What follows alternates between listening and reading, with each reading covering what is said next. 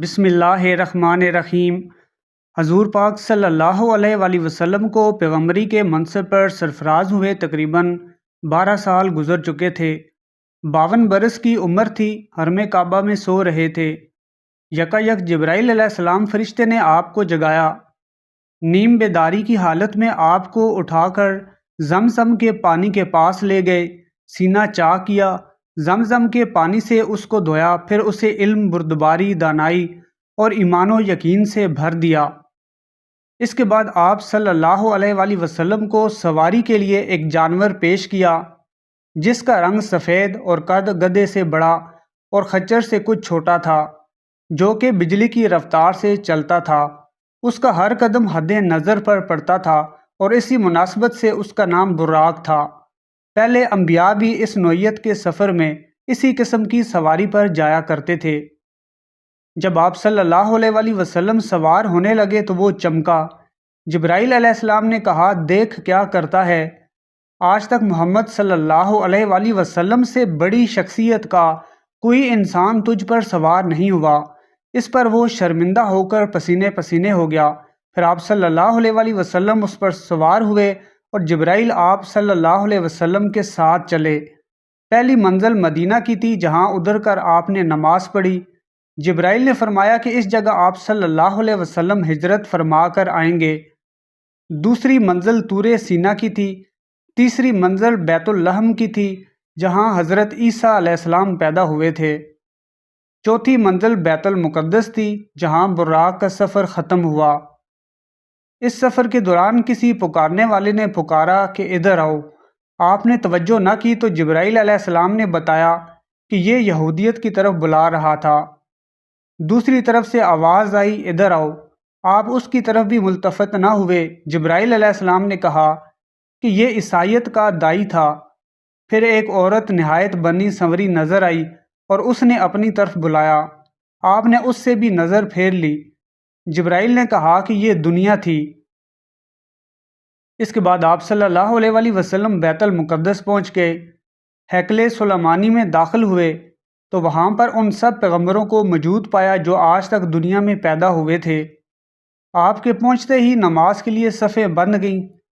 سب منتظر تھے کہ امامت کے لیے کون آگے بڑھتا ہے۔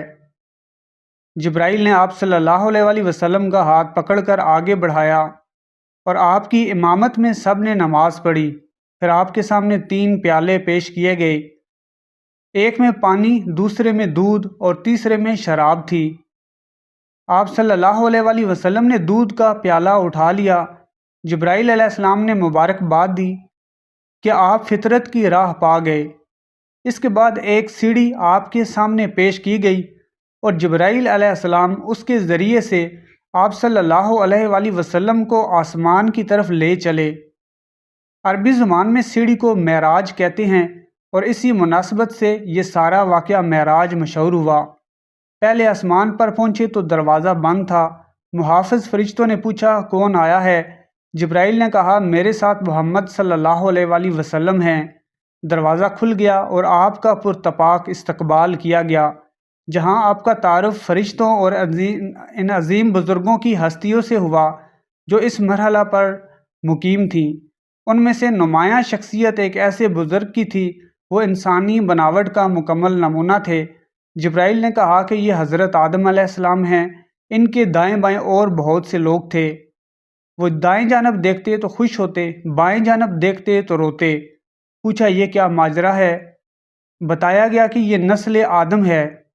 آدم اپنی اولاد کے نیک لوگوں کو دیکھ کر خوش ہوتے ہیں اور برے لوگوں کو دیکھ کر روتے ہیں۔ ایک جگہ آپ صلی اللہ علیہ وآلہ وسلم نے دیکھا کہ کچھ لوگ کھیتی کاٹ رہے ہیں اور جتنی کاٹتے ہیں اتنی بڑھتی جاتی ہے۔ پوچھا، یہ کون ہیں؟ کہا گیا، یہ خدا کی راہ میں جہاد کرنے والے ہیں۔ پھر دیکھا کچھ اور لوگ ہیں جن کے سر پتھروں سے کچلے جا رہے ہیں۔ بتایا گیا کہ یہ وہ لوگ ہیں جن کی سرگرانی انہیں نماز کے لیے اٹھنے نہ دیتی تھی۔ پھر دیکھا کچھ لوگ ہیں جن کے کپڑوں میں آگے پیچھے پیوند لگے ہوئے ہیں اور وہ جانوروں کی طرح گھاس چر رہے ہیں۔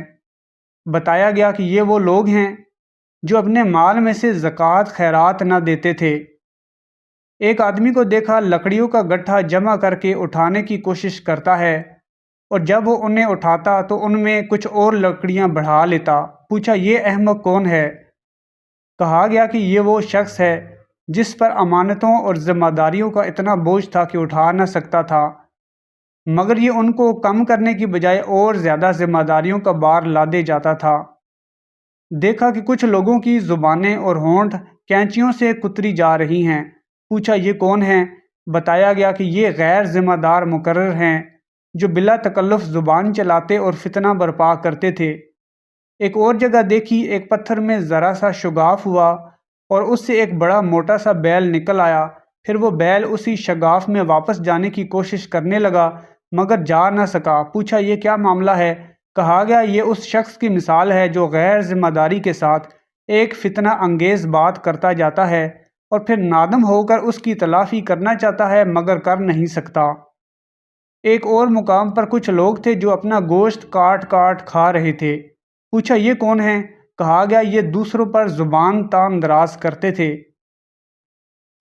ان کے قریب کچھ اور لوگ تھے جن کے ناخن تانبے کے تھے اور وہ اپنے منہ اور سینے نوچ رہے تھے۔ پوچھا یہ کون ہیں؟ کہا گیا یہ وہ لوگ ہیں جو لوگوں کی پیٹھ پیچھے ان کی برائیاں کرتے اور ان کی عزت پر حملے کرتے تھے۔ کچھ اور لوگ دیکھے جن کے ہونٹ اونٹوں کے مشابہ تھے اور وہ آگ کھا رہے تھے۔ پوچھا یہ کون ہیں؟ بتایا گیا کہ یہ یتیموں کا مال ہضم کرنے والے۔ پھر دیکھا کچھ اور لوگ ہیں جن کے پیٹ بے انتہا بڑے اور سانپوں سے بھرے ہوئے ہیں، آنے جانے والے ان کو روندتے ہوئے گزرتے ہیں مگر وہ اپنی جگہ سے ہل نہیں سکتے۔ پوچھا یہ کون لوگ ہیں؟ بتایا گیا یہ سود خور ہیں۔ پھر کچھ اور لوگ نظر آئے جن کی ایک جانب نفیس چکنا گوشت رکھا تھا اور دوسری جانب سڑا ہوا گوشت جس سے سخت بدبو آ رہی تھی۔ وہ اچھا گوشت چھوڑ کر سڑا ہوا گوشت کھا رہے تھے۔ پوچھا یہ کون ہیں؟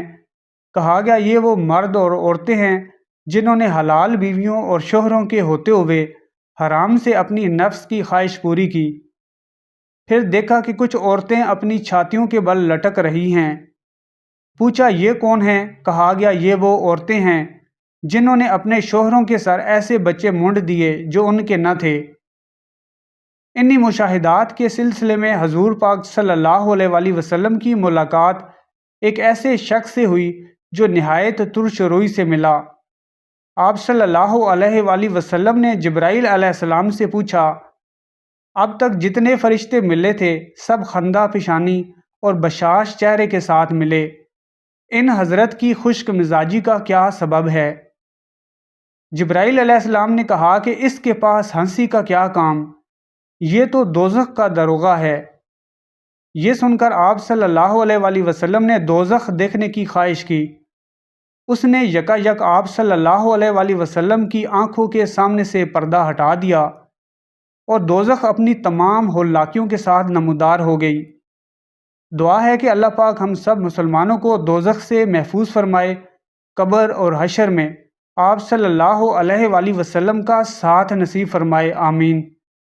ویڈیو پسند آئی ہے تو چینل کو سبسکرائب کر لیں، صدقہ جاریہ کی نیت سے شیئر بھی کر دیں اور کمنٹ سیکشن میں استغفر اللہ ضرور ٹائپ کریں۔